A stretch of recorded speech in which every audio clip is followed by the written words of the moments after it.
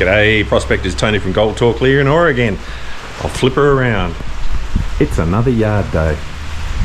Tail end of the cyclone. We're just going to get a little bit of dust suppression out here, but so nothing too bad, just the tail end of that cyclone from up north, and a little bit of rain out in the country is always good, so it means I can get it on with things. I think I've showed you around the workshop before, but whilst we're speaking of dust suppression, that's my little dust suppression kit. That's the most important part of the workshop, with beer and water, of course, for hydration, but mostly beer and hydration. Suppression is an interesting word, actually, and possibly of interest because I've got a little bit of a passion for languages and the derivative of words, and suppression is an interesting one. And one of its incarnations along the way was by L. Ron Hubbard, who came up with the Church of Scientology. The Church of Scientology. I don't want to be too controversial because it may affect my 3 or 4 subscribers to the channel, but anyway, so he came up with a thing called a suppressive personality, and he said that these people make up about 2.5% of the world's population. I'd probably say about 92%, but that's only me being a little bit negative sometimes. But these were people that sort of kept other people down. So there you go. A suppressive personality has its derivatives from the Church of Scientology, but my dust suppression kit right there has derivatives from goodness. It's full of, and always full of, little single fin beers, so I can have a beer after work occasionally. I think that's just bloody splendiferous. So what we're going to do today on our little rain day is, in the last bit about the airbox, I said I've got to weigh it, and that's so that I can get the vibration motor sorted out for it. So the key to working out the vibration motor is about the kinetic energy that it can produce. And smart people who sell vibration motors, and we're not talking about the cheap Chinese shit off eBay, they can work that out for you once you know the weight of what it is that you're trying to move. So I'm just going to jury rig this up and weigh it, and we'll see where we get to. I'll put the little camera down because, as you may be aware, I have not worked out how to do any editing at this stage, so we have to do it all in one take. And hopefully I won't be setting a cracking pace. You can drill off to over there, the dust suppression kit, and I'm going to work there, so we'll get on with it. What have I got to do? Oh yeah. Right.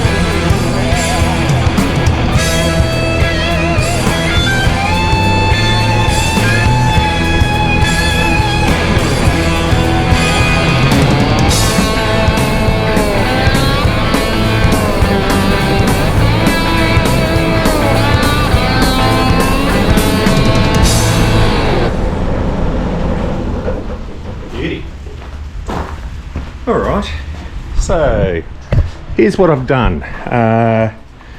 This is some dirt I picked up early this morning. So this is off the tailings pile. So this is dirt that's already been through a dry blower, and so that's all sort of minus 10 or 11 mil, somewhere around there. So that is the kind of dirt that will be going on to the actual trays themselves. So as you saw, I shoveled a bit of the stuff on, and it could be a little bit more, it could be a little bit less, but I think that's about right. It's good enough. I've also put a little bit on where the dirt's going to feed onto, might be a bit more or a bit less, but it's close enough for what I want to achieve. And the final weight is, if you can read that, is 36.5 kilos. So 37 kilos I'm going to call it, and that's about right.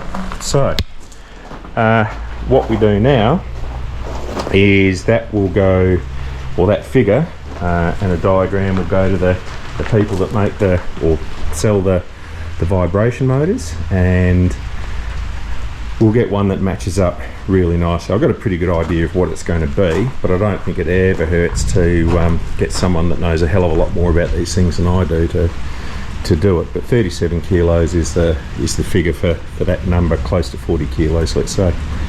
The other thing as well, prospectors, is, which is just again perhaps of a little bit of interest, is that for those of you that have got tenements, whether they're exploration, prospecting, mining leases, it makes no difference. But as well as your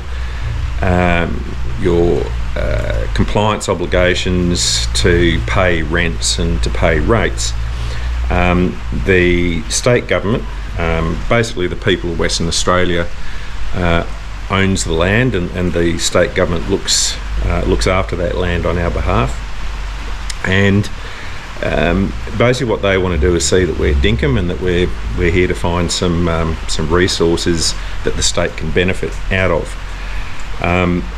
And the way they do that is by saying, righto, depending on the type of tenement and the area, then we want you to account for spending a certain amount of money per annum.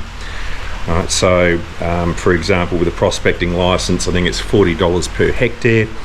So if you have a 200 hectare P, you need to account for the $8,000 a year being spent. And the key to that is that you don't have to spend that money, you have to account for it. And the most common way we do that is by getting out and working the ground. Metal detecting, we charge ourselves out at $400 or $500 a day, somewhere around there, and away we go. It doesn't take long. Let's say for Lisa and myself, let's say we charge ourselves out at $450 a day, somewhere around there, and we go and spend 10 days out bush. That's I'm not good at maths. That's 450 times 10, which would be 4,500. Two of us, there's $9,000. There's our expenditure. But the thing about expenditure, and I'm sort of getting to the point I'm trying to make eventually, is that it doesn't just have to be out in the field. It can be all sorts of things. It could be administration work. It could be like Lisa's doing today. She's working on the computer, looking for new sites for us to peg for moving dirt.